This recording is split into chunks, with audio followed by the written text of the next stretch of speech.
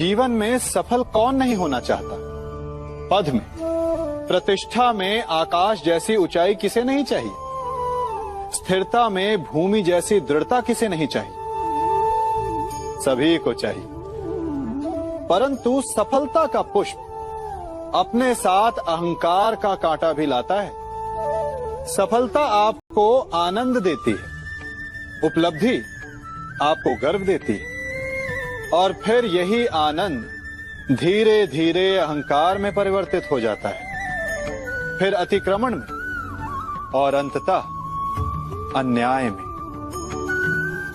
और यही से सफलता का नाश प्रारंभ हो जाता है।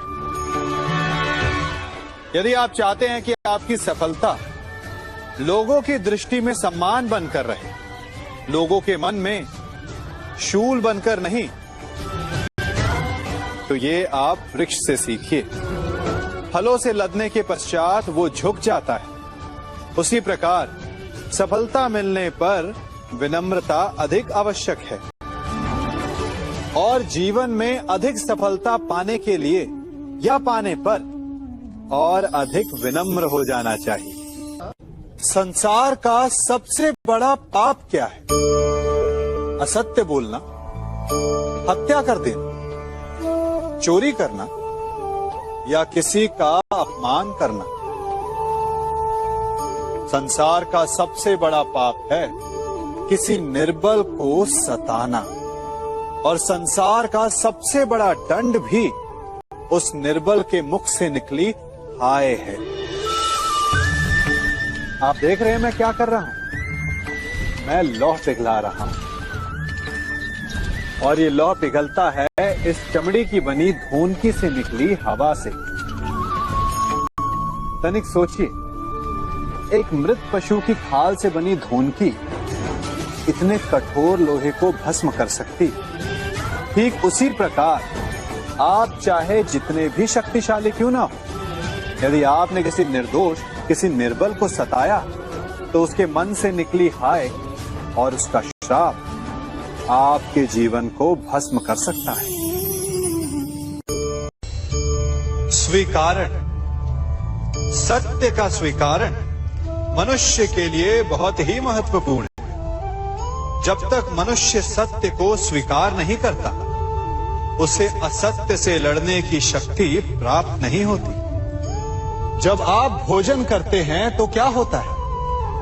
आपका पेट स्वीकारता है कि वो भर चुका है, और आप भोजन करना बंद कर देते हैं।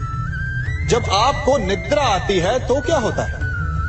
आपका मन स्वीकारता है कि आपका शरीर थक चुका है और उसे विश्राम की आवश्यकता है। उसी प्रकार जब आपको किसी व्यसन को रोकना हो, तो आपको स्वीकारना पड़ता है कि बहुत हो चुका, चाहे वो लालच हो या मदिरापान। उस व्यसन का त्यागना तभी प्रारंभ होता है जब आप ये स्वीकार कर लेते हैं कि आप उस व्यसन के बंधक हैं। हम सब शीघ्र ही सफलता चाहते हैं, ढेर सारी संपत्ति और सुख चाहते हैं, और ऐसे में कई बार हम छोटे मार्गों का चयन कर लेते हैं। वो मार्ग जिनमें परिश्रम नहीं होता, जिनमें होता है तो केवल छल, कुटिलता और भाग्य का सहारा। जैसे कि जुआ। कोई जुए के खेल में धन लगाता है, कोई दांव लगाता है, और ये भूल जाता है कि जुआ ऐसा दलदल है कि जिसमें एक बार गिरे तो सर्वनाश से पहले निकलना असंभव है। यदि आप जीते तो और जीतने की भूख बढ़ जाएगी, और यदि आप कुछ हार बैठे तो उसे पुनः पाने के लिए आप फिर से खेलेंगे। मनुष्य को ये आभास ही नहीं होता कि अपनी संपत्ति के साथ साथ वो अपनी मानवता, अपने संस्कार, अपना धर्म और अपना उत्तरदायित्व तक सभी जुए की भेंट चढ़ा देता है। इसलिए कुछ पाना है तो परिश्रम से पाओ। यदि कुछ जुए में जीता तो वो उतना शीघ्र ही खो दोगे, चूंकि उसे परिश्रम से पाया नहीं गया है और उसकी रक्षा करने के लिए आपके मन में स्वाभाविक प्रयास भी नहीं होंगे। आपने अपने जीवन में कभी तलवार खरीदी है? क्या देखकर तलवार खरीदते हैं? उसकी मयान देखकर या उसकी धार देखकर? अरे, मैं भी कैसा प्रश्न पूछ रहा हूं आपसे। यह आवश्यक थोड़ी कि आप कोई योद्धा या क्षत्रिय हो। यह भी हो सकता है कि आप कोई व्यापारी, कोई छात्र या शिक्षक हो। तो चलिए मैं आपसे यह पूछता हूं कि आप नए वस्त्र कैसे खरीदते हैं? क्या उसका रंग रूप देखकर खरीदते हैं या उसकी गुणवत्ता देखकर? गुणवत्ता देखकर, है ना? ठीक उसी प्रकार जब आप किसी मनुष्य से मिले तो उसके रंग रूप पर मत जाइए, उसका आचरण समझने की चेष्टा कीजिए, उसकी मेधा, उसकी प्रतिभा का मूल्यांकन करने का प्रयास कीजिए। आपका जीवन बहुत ही सरल हो जाएगा। आप सब ने अपने जीवन में एक कहावत तो सुनी ही होगी कि एक चुप 100 को हराए। सुनी है ना? और इसीलिए कई बार हम जीवन में चुप रहते हैं, मौन रह जाते हैं, क्योंकि यह सत्य है कि एक मूर्ख के लिए मौन रहने से अधिक श्रेयस्कर उत्तर और कुछ भी नहीं हो सकता।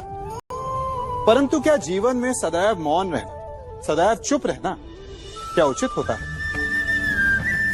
नहीं। जहां पाप का बल बढ़ रहा, जहां छल हो रहा, वहां मौन रहने से अधिक गंभीर अपराध और कुछ नहीं हो सकता।